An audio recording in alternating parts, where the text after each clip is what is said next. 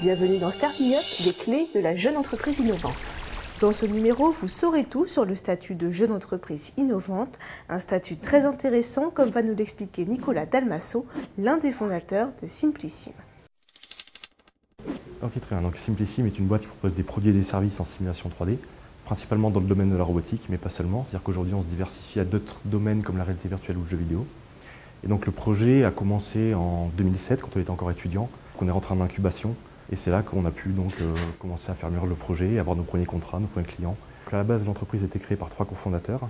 Aujourd'hui, nous sommes 6 employés à temps plein, plus des stagiaires. Donc pour 2009, on a des chiffres d'affaires de 150 000 à 200 000 euros prévus. On travaille avec des grands noms comme Microsoft, Robosoft, qui sont des grosses boîtes qu'on ne présente plus. Le statut d'entreprise innovante pour nous est un gain énorme en termes de financement, puisqu'on a pu économiser plus de 10 000 euros sur le premier exercice 2008. Donc c'est des réductions de charges sociales pour tous les employés qui font plus de 50% de recherche et développement à l'intérieur de l'entreprise. Donc ça nous a permis d'économiser de l'argent, du coup d'employer plus, donc on a pu employer une personne en plus grâce à ces exonérations de charges sociales qu'on a eues grâce au statut d'entreprise innovante.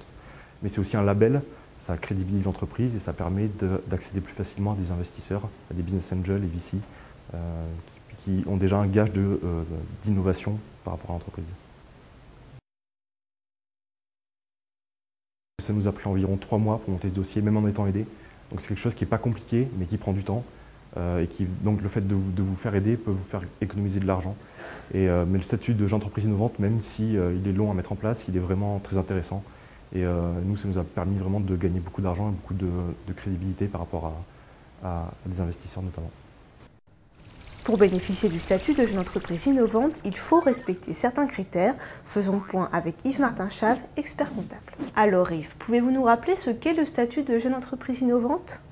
Le statut de jeune entreprise innovante est une mesure mise en place par le gouvernement afin de financer l'effort de recherche et de développement des entreprises privées.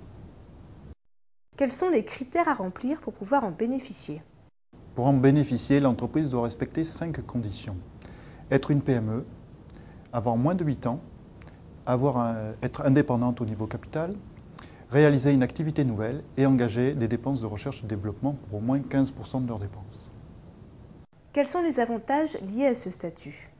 L'avantage fiscal porte sur une exonération totale d'impôt sur le revenu ou d'impôt sur les sociétés sur 5 ans maximum.